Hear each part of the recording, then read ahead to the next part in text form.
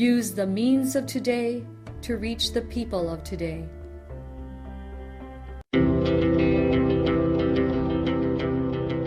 The Church Speaks, an episode where the Holy Father, the Pope, and the bishops of the Philippines speaks about their apostolic letters and exhortations to all Catholic Christians.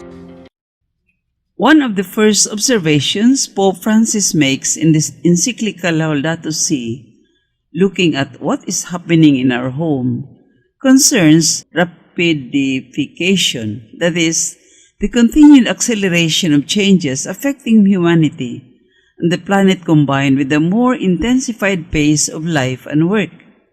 He notes that this rapidity is at odds with the nature or natural times of biological evolution and wonders whether the objectives of these changes are oriented to the common good of an integral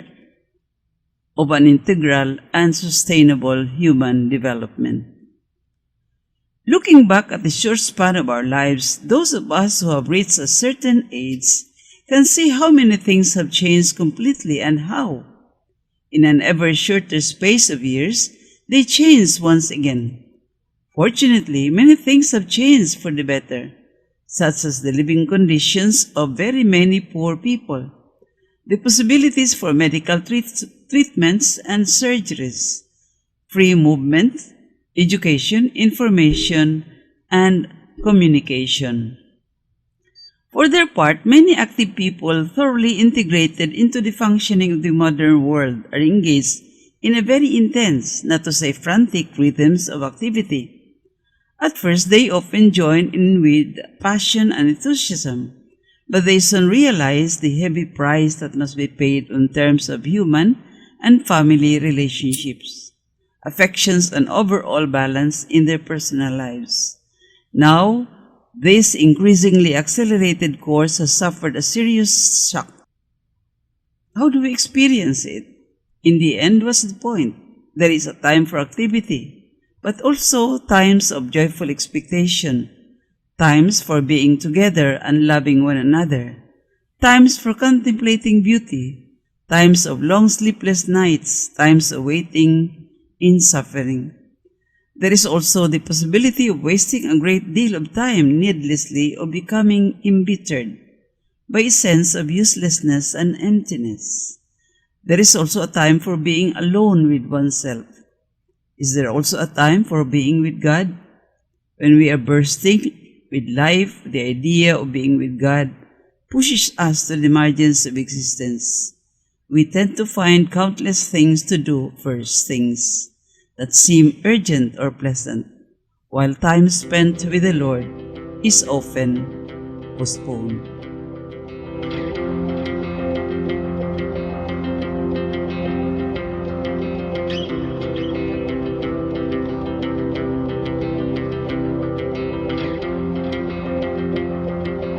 Oratio Imperata.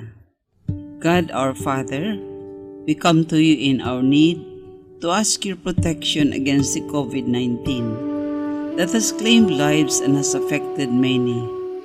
We pray for your grace for the people tasked with studying the nature and cause of this virus and its disease, and of stemming the tide of its transmission. Guide the hands and minds of special experts that they may minister to the sick with competence and compassion, and of those governments and private agencies that must find cure and solution to this epidemic.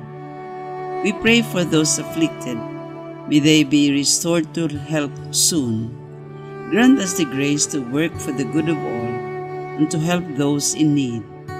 We ask your special providence and protection for the whole world and humanity, our country and our people, our families and our friends.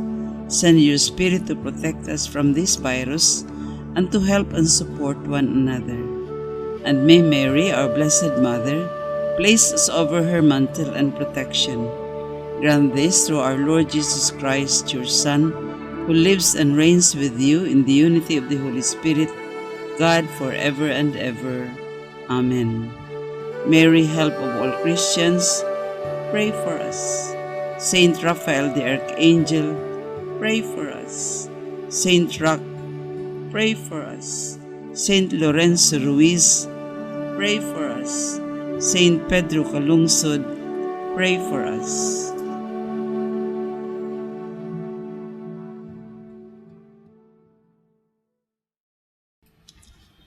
This Holy Mass is brought to you in collaboration with Ricardo O. Santiago Sr., Steve G. Santiago and family, Stu and Nancy Santiago and family, Stephen and Joy Santiago and family, Sally Mae Santiago Lim, Benedicto Lim Jr. and family, Sonny Boy and Luella Santiago and family, APM Ad and Promo Management, Alex P. Montañez and family, Mercy Evangelista and family, St. John Paul II College of Davao, Royal Bread House Incorporated, Tat and Gigi Coronel and family, Teresita Villa Brille, Tilinaw Trucking Services, Davao Durian Laundry Services Company, Mr. and Mrs. Potasio and Feta Kandong, Shardan, JDB Diversified Incorporated, Melvin E. Aviles, Purita N. Lorenzo and family, Attorney Ellie and Veronica Britania and family,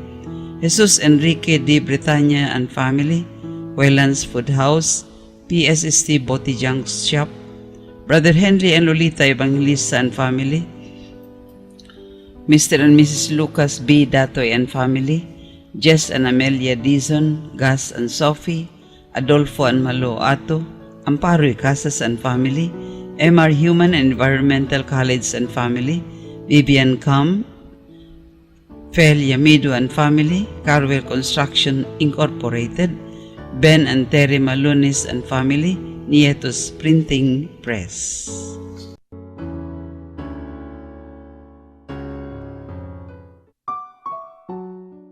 Offering of the Holy Mass. Accept Most Holy Trinity. This sacrifice fulfilled at one time by the divine word, and now renewed on this altar through the hands of your priest. I unite myself to the intentions of Jesus Christ, priest and victim, that I may be entirely offered for your glory and for the salvation of all people. Through Jesus Christ, with Jesus Christ, and in Jesus Christ, I intend to adore your eternal majesty, to thank your immense goodness, to satisfy your offended justice, and to beseech your mercy for the Church, for my dear ones, and for myself. Intentions of the Mass. We pray for the intentions of our regular sponsors, our choir members, our offerers, volunteers, donors of this Holy Mass, especially our sponsoring group. Mary Star of the Seafarers Family Association, Rotary Club of Downtown Davao, Carlito and Rhoda Aliado and family. Thanksgiving intentions, Nida Tumalip, Dr. Carlos Tan and family, Anonymous, Vita Rivera Bookkeeping Services, Elsa Garcia and family, Shirley Main and Susan Alvarado and family, Pritong Manok, Captain and Mrs. Betty Malano, Captain and Mrs. Emmanuel and Rogeline Ann Arot and family, Mr. and Mrs. Harold and Grace Arenas and family, Mr. and Mrs. Juan Victoria Rihua and family, Mr. and Mrs. Wilfredo and Minerva Sagun and family, Mr. and Mrs. Wilfredo and Lucille Kindoy and family, Mr. and Mrs. Alex and Bing Mikayabas and family. Good health, Lita Montalban, Lilia Alvarado, Carlito, Rhoda, Nina, Karen, Antonio. Birthday intentions, Marlon Baldago. Special intentions, safe voyage of Captain Emmanuel Arot of MB Hal Tara. Recovery and healing of Emil Season, Linda Torrejos, Lourdes Dulatre, Christine Mabilin, Rodolfo Torrejos Jr., Leo, Napoleon Sangoth.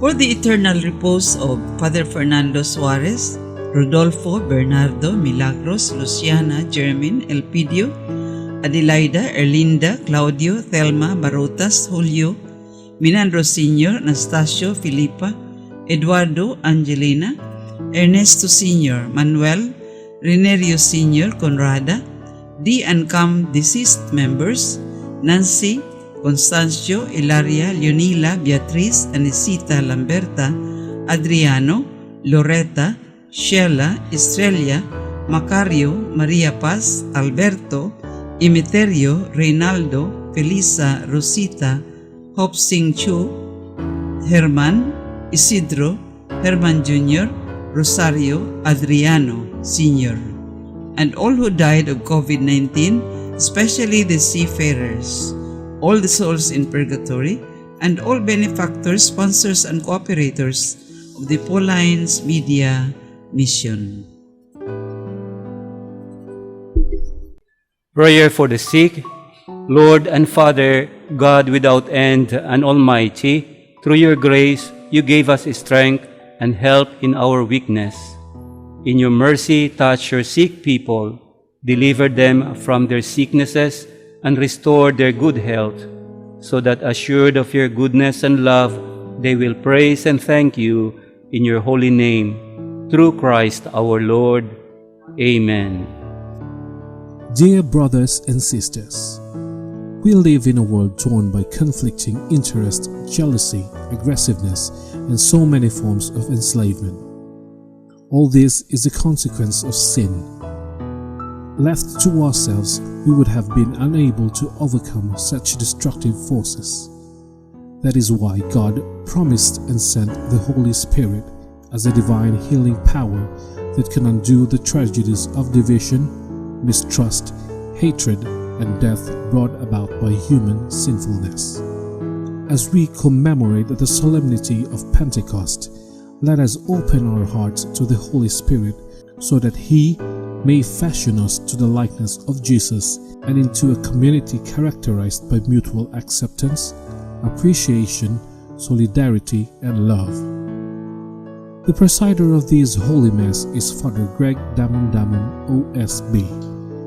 The choir during this Mass is the BCBP Choir, Davao City. Let us joyfully celebrate the banquet of love. Please stand as we start the Holy Mass.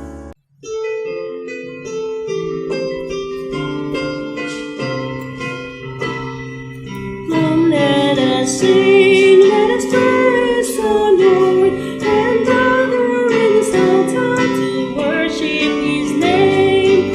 Come, let us pray, let us open our hearts to receive His blessings and to feel His love. Let us kneel down before Him and all that He's done for all of the blessings in our lives. Come, let us sing, let us praise the Lord, and gather in His altar to worship His name. Come, let us pray, let us open our hearts to receive His blessings and to feel His love. In the name of the Father, and of the Son, and of the Holy Spirit. Amen.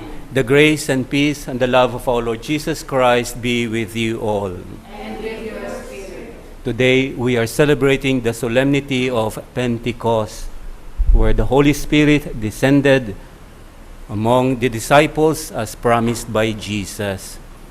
And so therefore in this Eucharistic celebration, let us ask the Holy Spirit to descend upon us, to give us courage, to strengthen our faith, and heal us from this time of pandemic crisis with COVID-19. And so that we are made worthy to receive this very Holy Spirit in our lives, let us first acknowledge our own sins and ask God's pardon and mercy. I confess to Almighty God and to you, my brothers and sisters, that I have greatly sinned in my thoughts and in my words, in what I have done and in what I have failed to do. Through my fault, through my most grievous fault. Therefore I ask the Blessed Mary, ever Virgin, all the angels and saints, and you, my brothers and sisters, to pray for me to the Lord our God. Almighty God, have mercy on us, forgive us our sins, and bring us to life everlasting. Amen.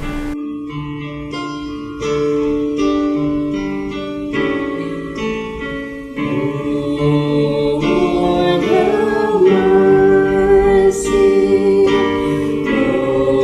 Lord, have mercy. Christ, have mercy.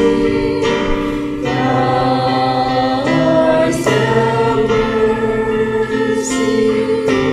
Lord, have mercy. Lord, have mercy.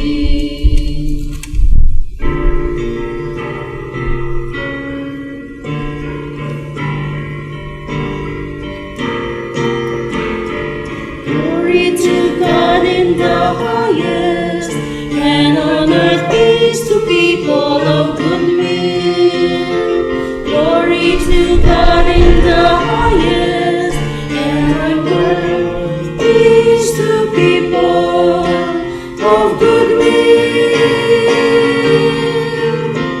We praise you, we bless you, we adore you, we glorify you, we give you thanks for your great glory.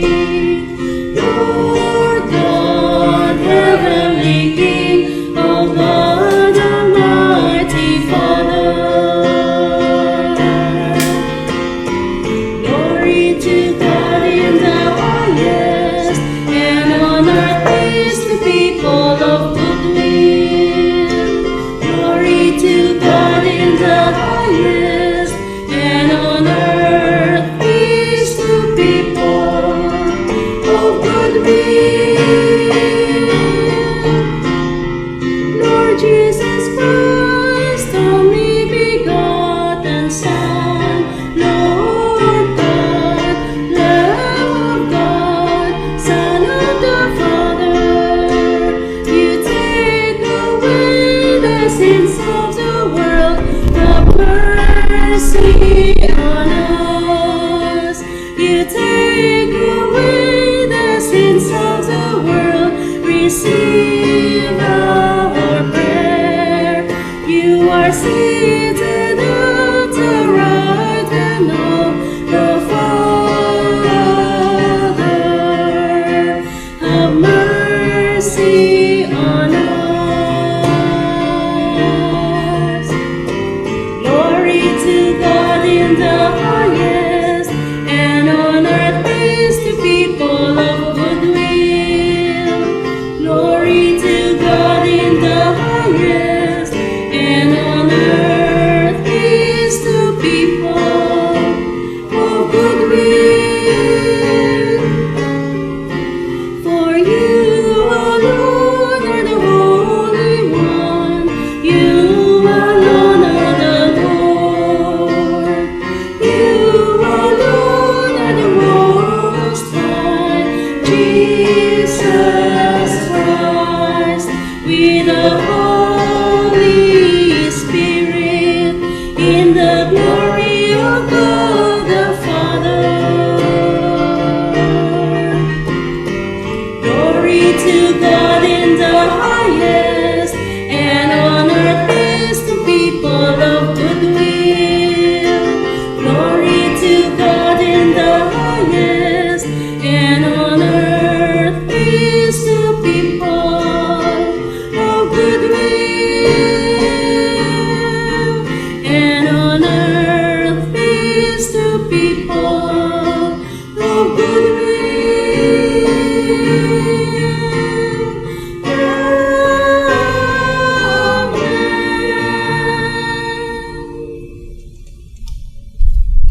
Let us pray.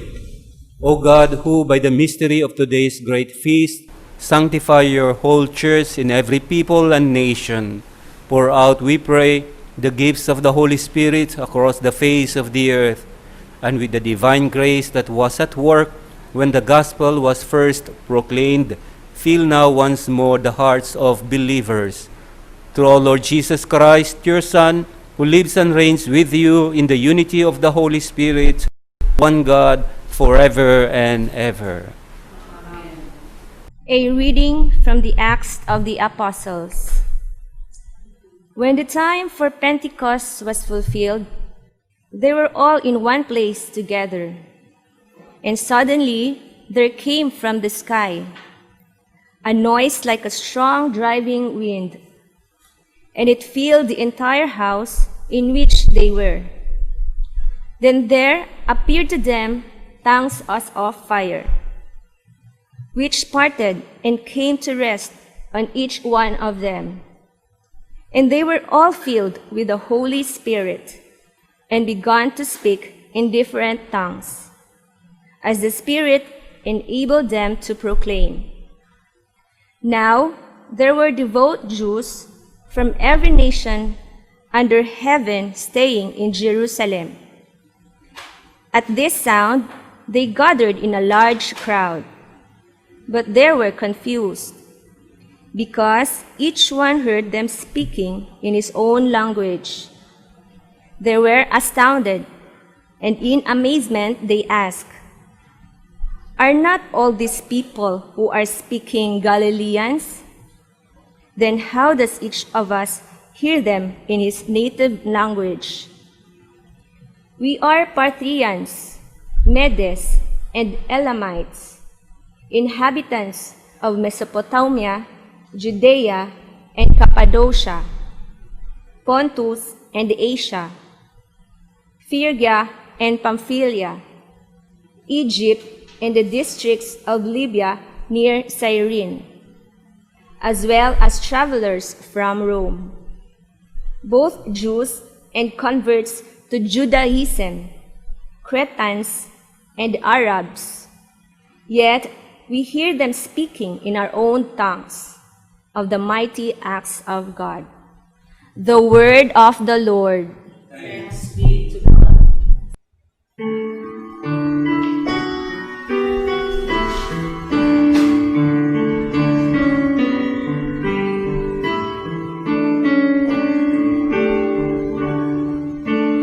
Lord, send up your Spirit and renew the face of the earth. Lord, send up your Spirit and renew the face of the earth. Bless the Lord, O my soul. O Lord my God, you are great indeed. How manifold are your works, O Lord. The earth is full of your creatures. Lord, send out your Spirit and renew the face of the earth. May the glory of the Lord endure forever. May the Lord be glad in his works. Listening to him be my theme. I will be glad in the Lord. Lord, send out your Spirit and renew the face of the earth.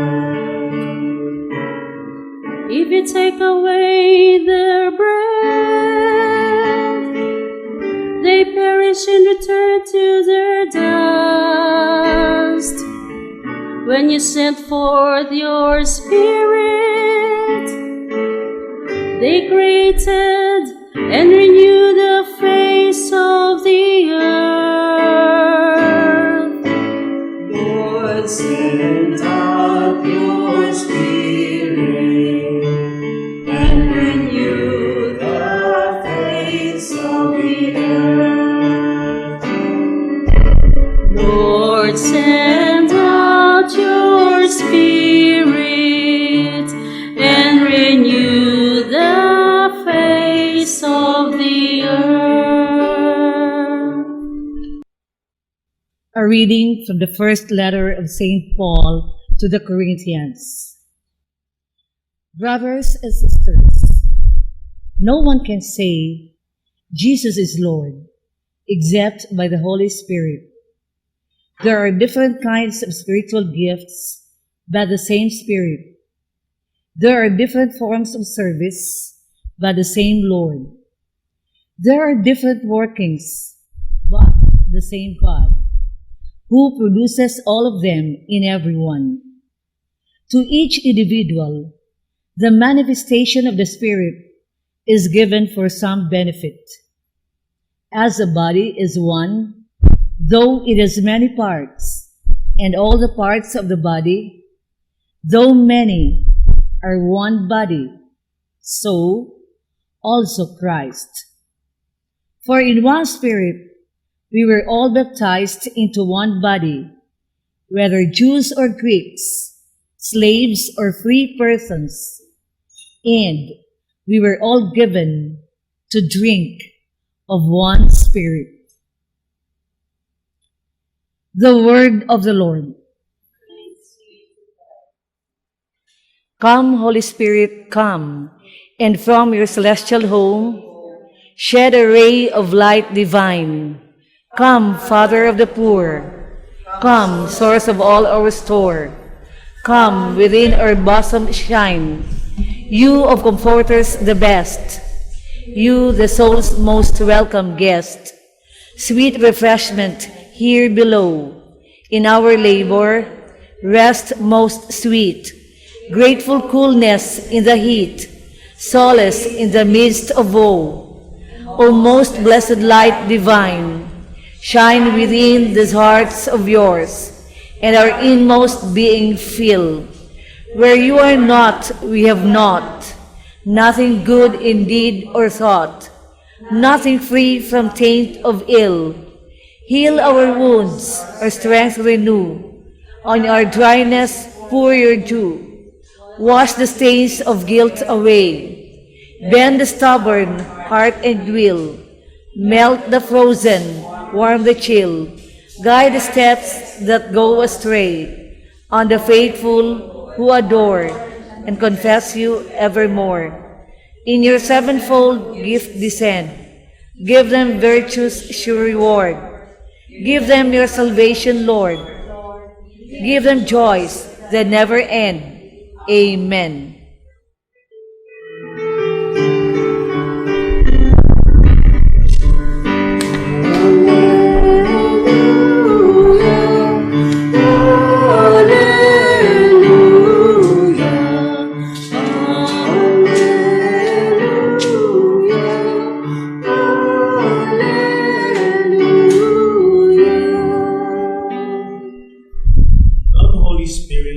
Fill the hearts of your faithful and kindle in them fire for love.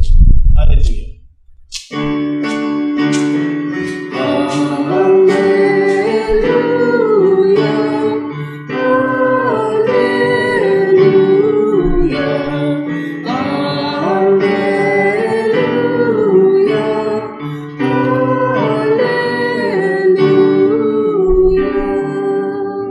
The Lord be with you. And with your spirit. A reading from the Holy Gospel according to John. Glory to you, O Lord.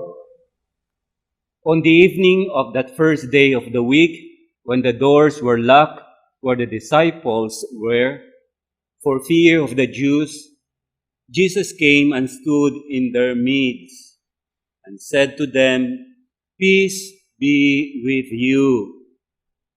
When he had said this, he showed them his hands and his side. The disciples rejoiced when they saw the Lord. Jesus said to them again, "Peace be with you. As the Father has sent me, so I send you. And when he had said this, he breathed on them and said to them, receive the Holy Spirit. Whose sins you forgive are forgiven them, and whose sins you retain are retained. My brothers and sisters, this is the gospel of the Lord.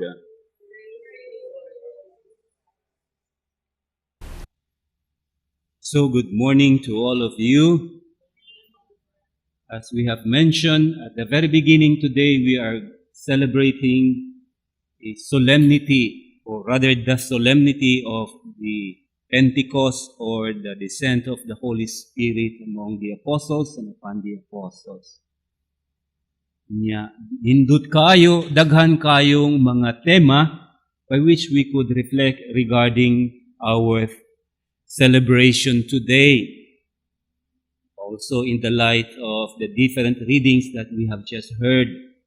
However, on my part, ay focus lang ko sa usa ka tema diin kining ato ang celebration karon mo'y ato ang gihatagan og dakong importansya usab nga ang Pentecost is also the birth of the church. Nga ang pagkunsad sa Espiritu Santo dito sa mga apostoles, mga disipulo, of course, with the most blessed Virgin Mary among them, mausab ang adlaw diin nahimugso ang ato ang simbahan.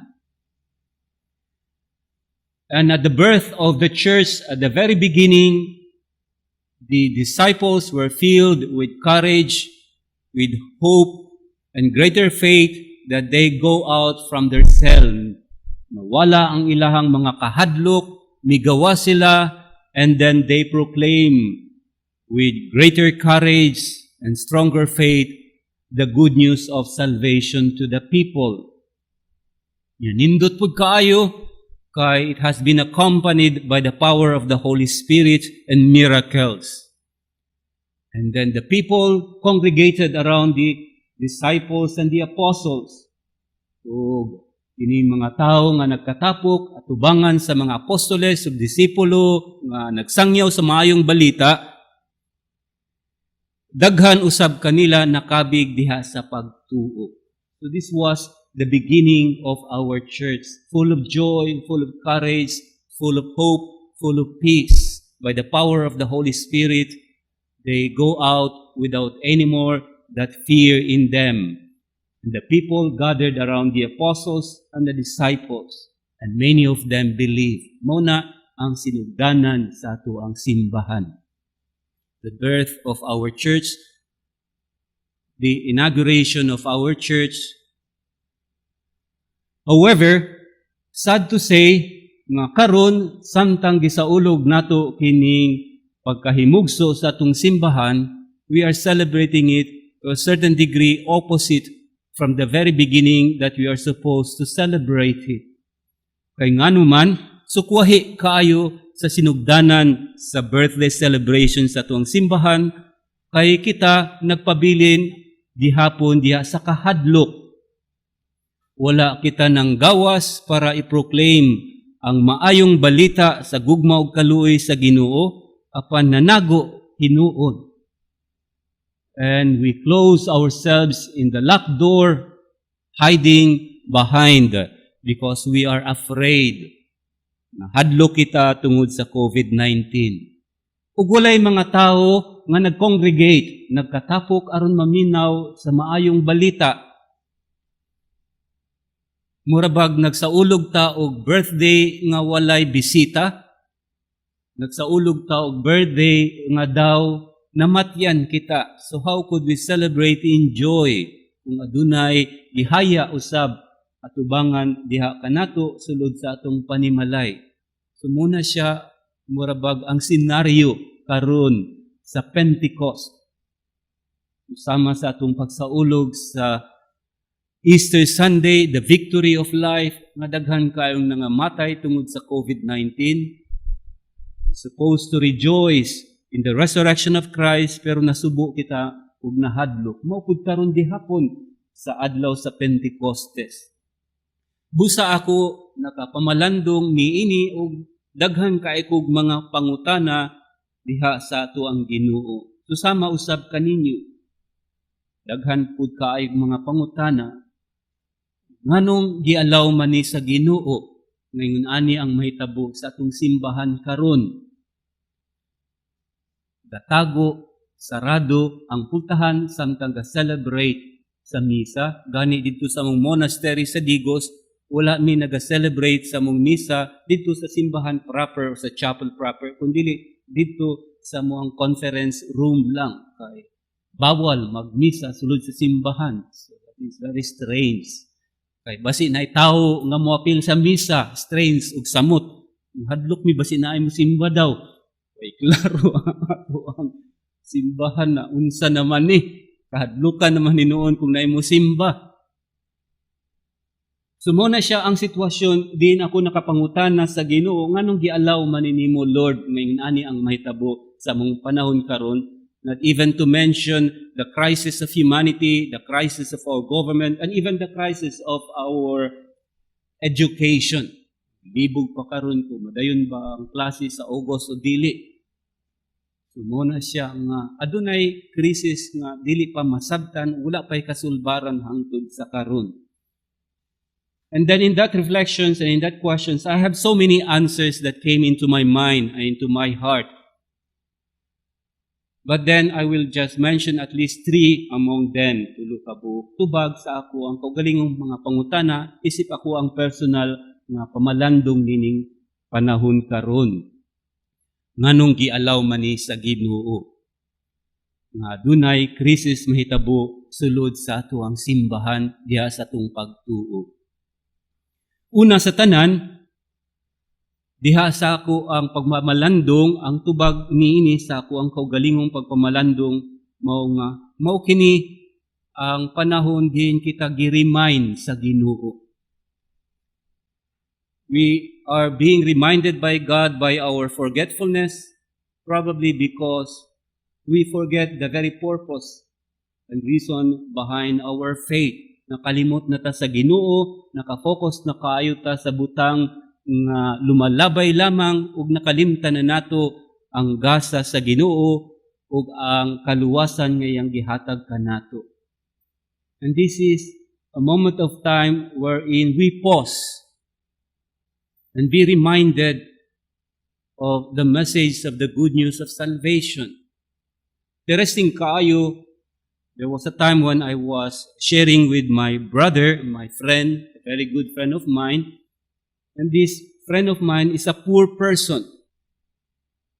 Pero in spite of his poverty, literally poor like financial poverty, kaliwala siyang pagkakabos, wala gid siya ni undang sa pagpangalagad o pagsilbi among the sick and among the destitute in the society. How true it was when PCP2 rather said that no one is so poor that he has nothing to give, and no one is so rich that he has nothing to receive. So mo po ni siya, tawhana. And then one day, while we were reflecting together regarding the matter, what is happening in our time today, siya mitubag sa akua, which really strikes me to the heart as a priest and a religious. Matud pa niya, mao man ni karon ang nahitabo kay ang ato ang simbahan siya ang nagpagalingon reflection. Tungod kay ang ato ang simbahan, ang mga pari ug mga religious mas nakafocus man sa negosyo kaysa kaluoy ug sa charity.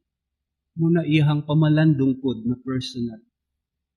And it happened long time ago at the beginning of this pandemic, and every day, every now and then, it reverberates in my mind and in my heart.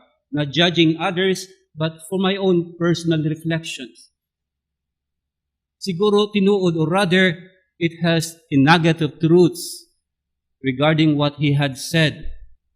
But I have to reflect over my own priestly and religious vocation. Asa ba ko nakafocus? Nakafocus ba ko diha sa tawag nako in matters of the call for charity and for mercy, o mas nakafocus ko sa mga projects nga kalibutanon, o bisan gani sa negosyo. Even though wala ko'y negosyo, although ang among community, more or less, na apo'y panginabuhi, nakalimtan na ang charity, nakalimtan na ang mercy, mauna gi-remind ta sa Ginoo nga gipapos sa ipahunong sa kadaling simbahan pamara mamalandong unsa gyud ang tamang direksyon nga bukasyon nga tawag kanato. Sumuni ang ako ang unang pamalandong nga it is a reminder from God for us to go back to Him, to refocus our direction according to our original intention and vocation as a church, as a priest, as a religious. Muna siya una. Ikaduha, nga tubag diha sa ako ang pagpamalandong, nga kining krisis nga nahitabo sa atong panahon karon is a way of purifying us, a way of purification, as according to the sacred scriptures, that gold is tested by fire. Dinasunog ang gold para masunog tong dili pure nga gold, mahanaw to siya, and what is being retained is the gold in itself, pure, 24% in its carats. So, mauna siya nga, karong panahon na, daw kita gi-purify sa Ginoo. Aron kaamgo kita diha sa matuod nga gugma og kaluoy sa Ginoo nga mas labaw ug mas importante kaysa tanan.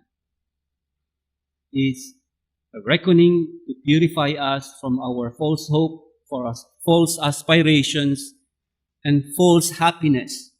Aron kita ma-redirect sa matuod nga kalipay o kalinaw nga nagatubod lamang diha sa Ginoo. I-purify pod ang simbahan karon. Ug sa ikatulo, matud pa sa panultihon, that whenever there is rain, after which there is always a rainbow. Gani, few days ago, adunay nindot kaay nga rainbow nga gigimaw sa Davao City. Duha ka rainbow arcing each other. Duha ka buok. It was so beautiful scene. Nga nakita nako duha ka buok rainbow mismo nga nag-arc over Davao City. So it was very beautiful scenery nga ako ang nakita. Sumopo na sa to ang panahon karon nga there is a blessing in disguise in this form of purification, wherein daw susama kita sa usa ka inahan nga nagbati kay mga nakay. And this woman, this mother is suffering and is in fear, nabalaka na hadlok, samtang siya manganak and is suffering in pain. But the moment the child is born, pag nahimugso na ang bata, makalimtan na sa nanay ang tanan niyang kasakit, ang taniyang kalisod sa iyang pagpanganak, labi na kung magunita na niya ang bata diha sa iyang mga kamot. And there is more joy and more jubilation, gratitude, and thanksgiving after that. Matud pa ni St. Ignatius of Loyola, if you are suffering so much that which you could not understand or for no reason at all, rejoice and be glad and be prepared because a greater grace is coming for you from God. Matud pa niya. Maglipay ka o magsadya, pangandam kung ikaw nagsakit, sa wala nimo nasabtan, ug wala nimo naibalaan, ug wala nimo gituyuan, tungod kay mas labaw nga gasa ang moabot diha kanimo. Matud pa ni St. Ignatius of Loyola. It means that whenever the Lord gives us a greater gift, mas manindot, mas labaw pa nga gasa, kaysa kaniadto nga atong gikuptan, ang buhaton sa Ginoo i-prepare niya ang ato ang hunahuna o kasing-kasing atong kinabuhi. I-purify sa niya nidaan, i-expand niya ang ato ang kasing-kasing so that we can be ready to receive this greater gift that can make us more happy and more at peace and more joyful and grateful and thankful to the Lord. So, mo po ni sa panahon karon sa ato ang krisis, nga gipreparar kita sa Ginoo for a greater gift, for a greater blessing. So if you have faith, then rejoice and be glad and be ready because for sure with our faith and with our trust, there is a greater gift waiting for us after this pandemic. Busa, nagmalandong pug ko sa unsang pamaagi man nato ni mahambing hatagan og hulagway ini pamalandunga. And then it brings me back to my experience while I was still serving in the jail in Digos City and in the province of Davao del Sur for a program which we used to call Renewal and Healing. Ug diha sa mga testimony, nindot kay labila, I was serving among those, especially among sa mga drug addicts nga mga nakulong. Ug diha silang pamalandong nindot kay sa katanan. At the beginning, mingon sila, ako nagreklamo, nasuko og nalagot nganong nakulong ko.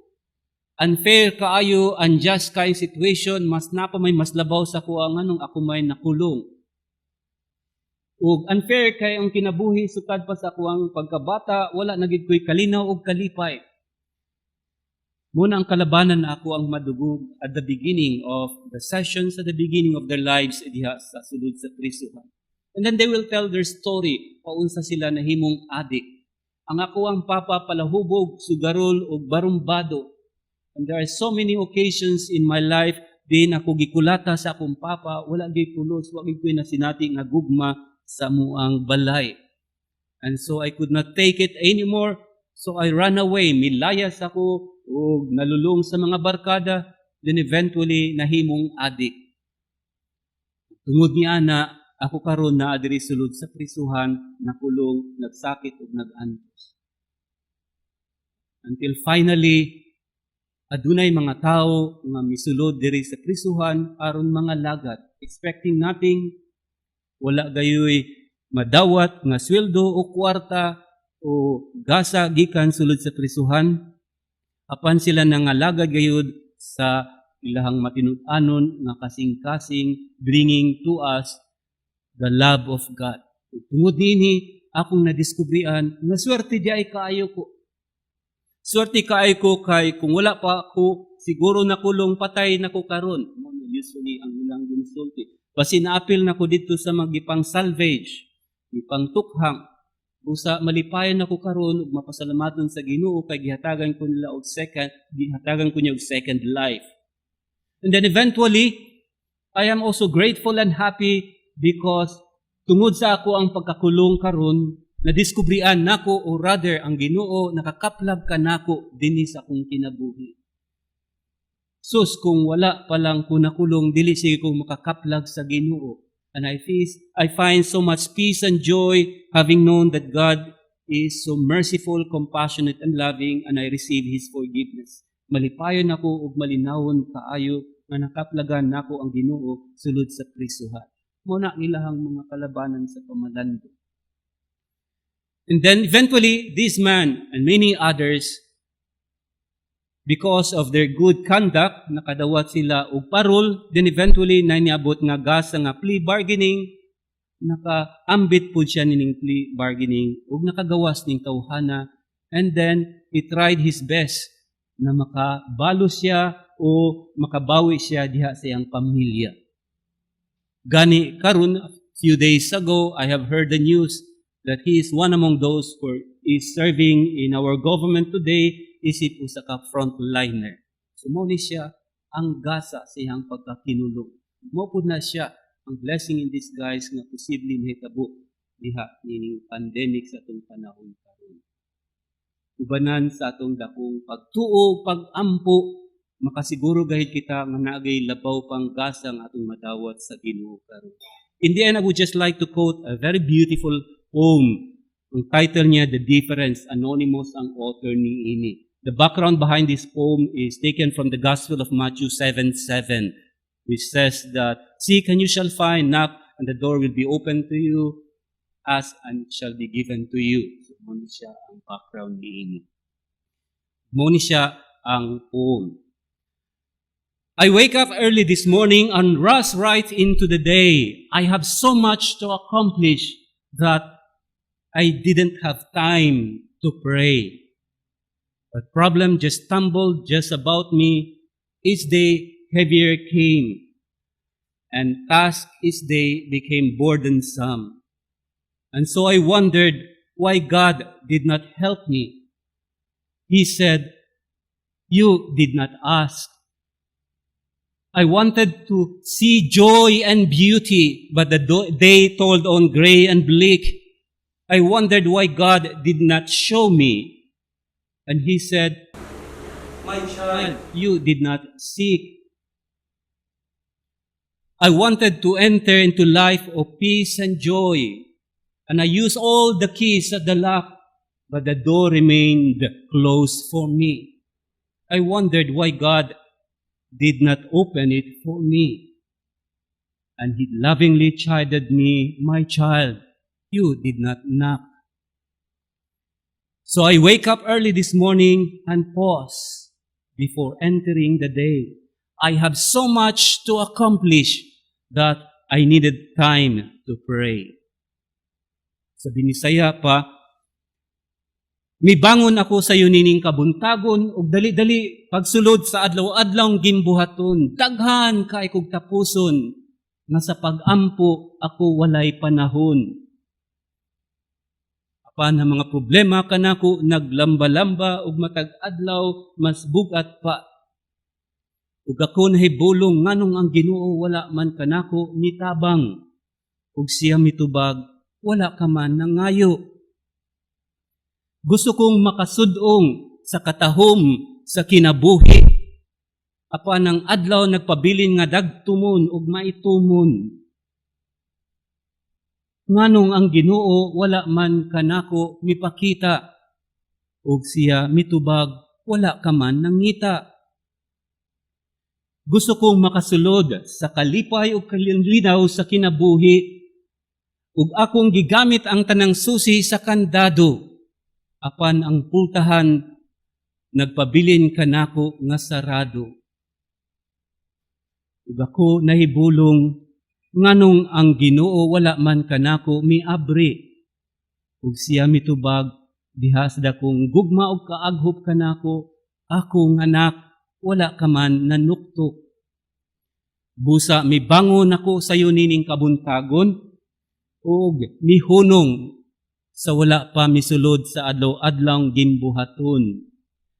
Taghan kayo kog tapuson, nga sa pag-ampo kinahanglan ako gayud maghatag og higayon.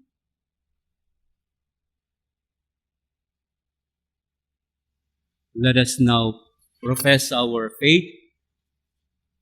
I believe in God, the Father Almighty, creator of heaven and earth. I believe in Jesus Christ, His only Son, our Lord. He was conceived by the power of the Holy Spirit and born of the Virgin Mary. He suffered under Pontius Pilate, was crucified, died, and was buried. He descended into death. On the third day he rose again. He ascended to heaven, and is seated at the right hand of the Father. He will come again to judge the living and the dead. I believe in the Holy Spirit, the Holy Catholic Church, the communion of saints, the forgiveness of sins, the resurrection of the body, and life everlasting. Amen.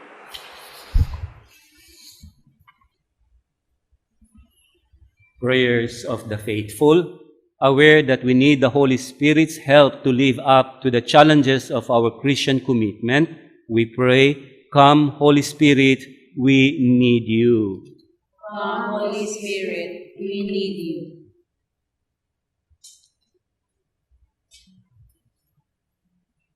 That the whole Catholic Church may be at all times an instrument of reconciliation and a promoter of unity among all peoples, let us pray.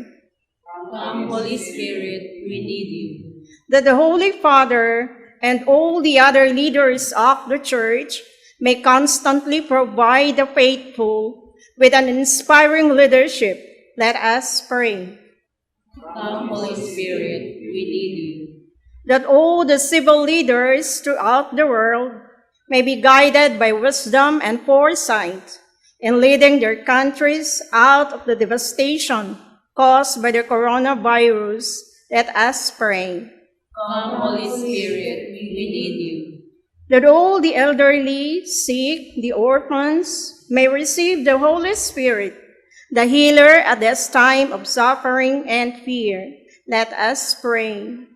Come, Holy Spirit, we need you. That the souls of the faithful departed enter into the joy of paradise, especially the victims of COVID-19, the deceased members of the sponsors, benefactors, and cooperators of the Pauline mission, we pray. Come, Holy Spirit, we need you.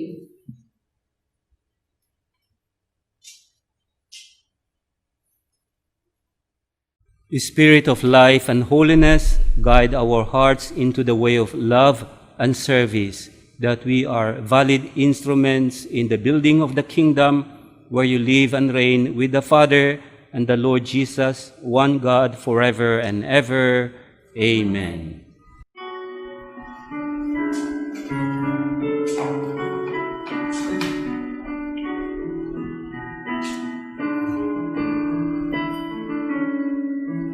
Take this bread and wine as we offer them today.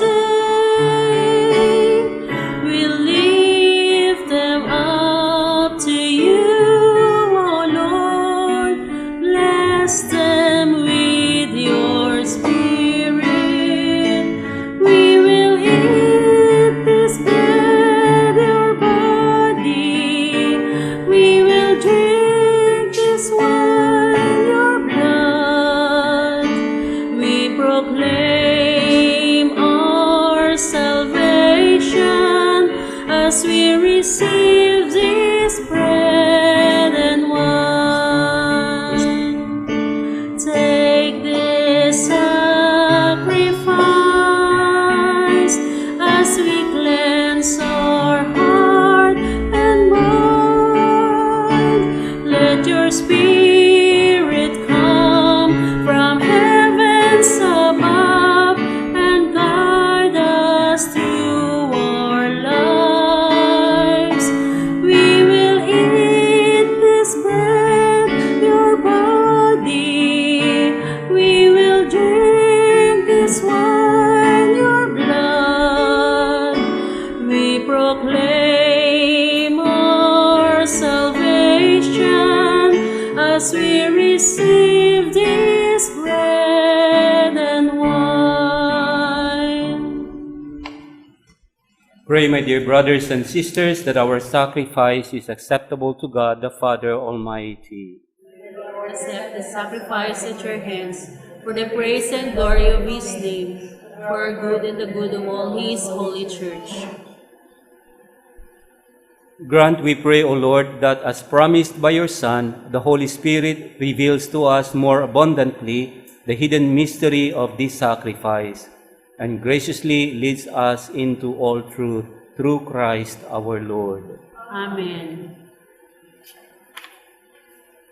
The Lord be with you. And with your spirit, Lift up your hearts. we lift them up to the Lord. Let us give thanks to the Lord our God. It is right and just.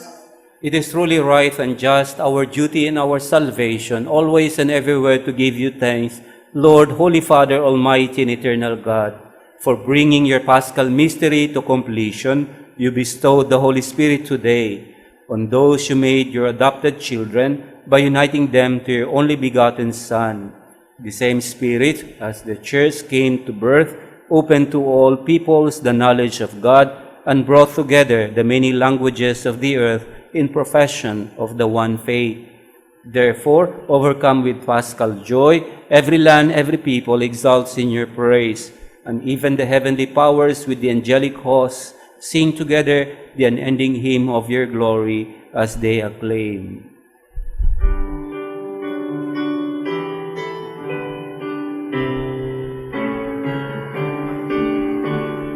Holy, holy, holy, Lord God of hosts.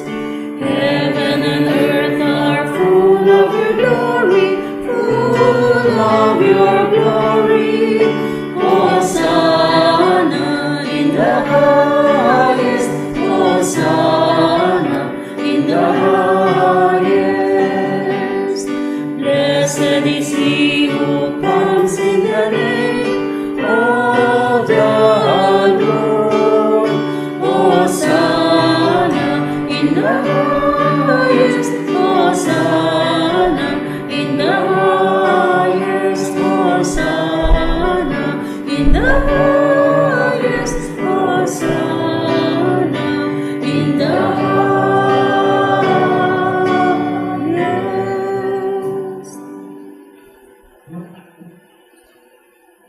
You are indeed holy, O Lord, the fount of all holiness. Make holy, therefore, these gifts, we pray, by sending down your Spirit upon them like the dewfall, so that they become for us the body and blood of our Lord Jesus Christ. At the time he was betrayed and entered willingly into his passion, he took bread, and giving thanks, broke it, and gave it to his disciples, saying, Take this, all of you, and eat of it, for this is my body, which will be given up for you.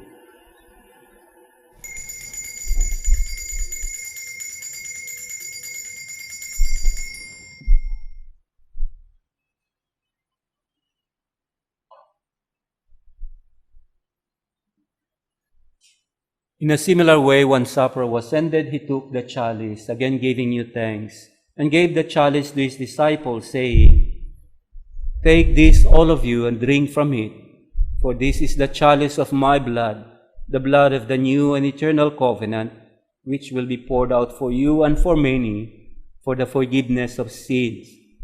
Do this in memory of me.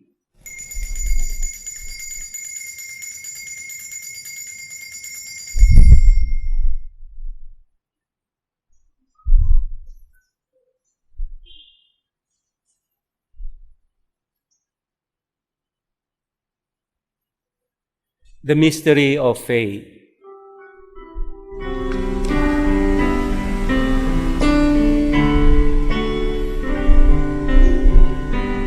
When we eat this bread and drink this cup, we proclaim your death, O Lord, until you come again, until you come again. We proclaim your death, O Lord. Therefore, as we celebrate the memorial of his death and resurrection, we offer you, Lord, the bread of life and the chalice of salvation, giving thanks that you have held us worthy to be in your presence and minister to you. Humbly we pray that, partaking of the body and blood of Christ, we are gathered into one by the Holy Spirit. Remember, Lord, your church is spread throughout the world, and bring her to the fullness of charity, together with Francis, our Pope, Romulo, our Archbishop, and all the clergy, the religious, and the entire people whom you have redeemed. Remember also our brothers and sisters who have fallen asleep in the hope of the resurrection, especially for those who have died of COVID-19, and all who have died in your mercy. Welcome them into the light of your face. Have mercy on us all, we pray, that with the Blessed Virgin Mary, Mother of God, Saint Joseph, her spouse, with the blessed apostles, and all the saints who have pleased you throughout the ages, we merit to be co-heirs to eternal life and praise and glorify you through your Son, Jesus Christ.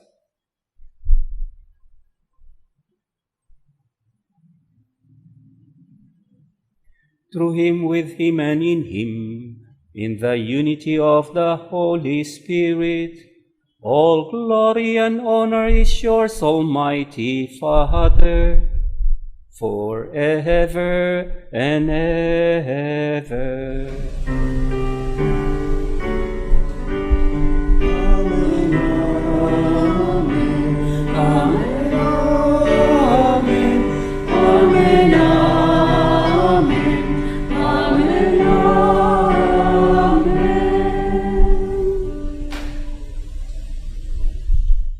Let us now pray for the coming of God's kingdom in the words Jesus himself taught us.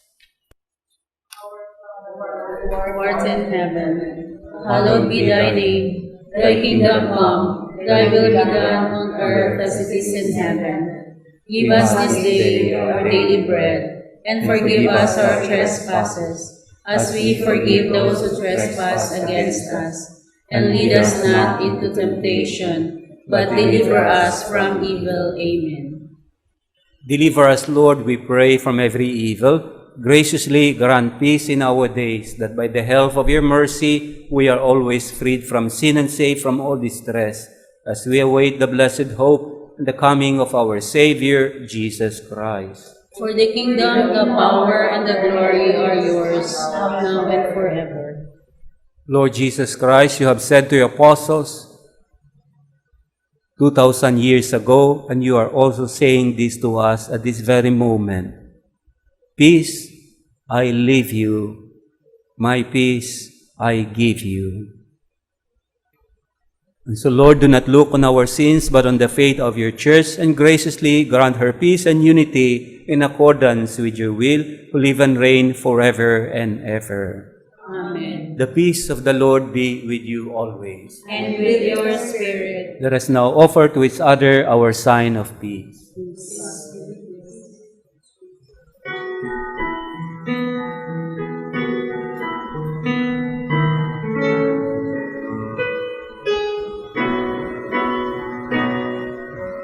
Lamb of God, you take away the sins of the world. Have mercy on us.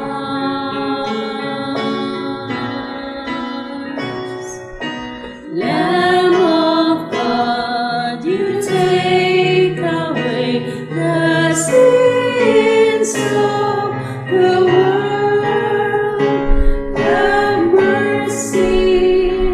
Have mercy on us.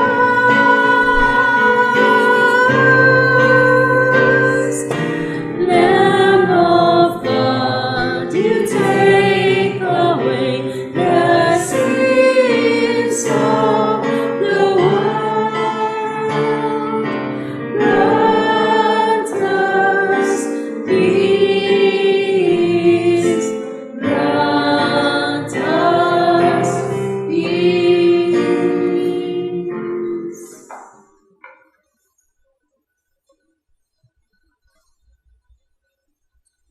Behold, this is Jesus, the Lamb of God who takes away the sins of the world. Happy are we who are called in his banquet.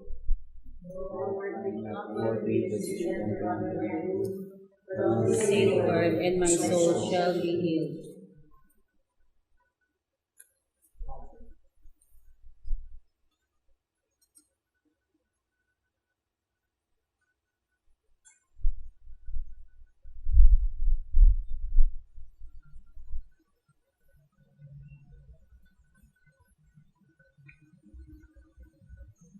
They were all filled with the Holy Spirit and spoke of the marvels of God. Alleluia. Let us pray.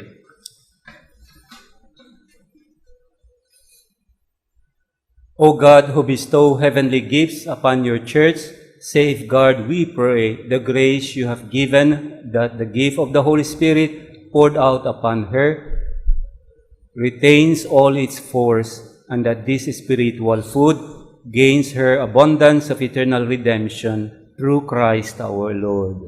Amen. The Lord be with you. And with your spirit. And the Almighty God bless you all, the Father, and the Son, and the Holy Spirit. Amen. Go forth, the Mass is ended. Alleluia, alleluia. Thanks be to God. Alleluia, alleluia. You shall be clothed with power from on high when the Holy Spirit comes to you, and you shall be my witnesses throughout the ends of the earth. You shall be clothed with power from on high when the Holy Spirit comes to you, and you shall be my witnesses throughout the ends of the earth. Go forth through all the world and tell the good news. Proclaim God's kingdom has come through the triumph of His Son. You shall be clothed with power from on high when the Holy Spirit comes to you. Holy Spirit, you are the consoler. Console our frontliners. Come, Holy Spirit. Visit our families, especially those in trouble. Come, Holy Spirit.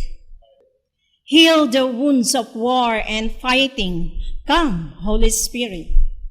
Guide the steps of children that go astray. Come, Holy Spirit. Wash our sins and infidelities. Come, Holy Spirit. Bend the stubborn and humble the proud. Come, Holy Spirit. Sanctify priests and religious in our land. Come, Holy Spirit. Come, Holy Spirit, we need you in this time of crisis. Heal our land, heal the world. Come, Holy Spirit.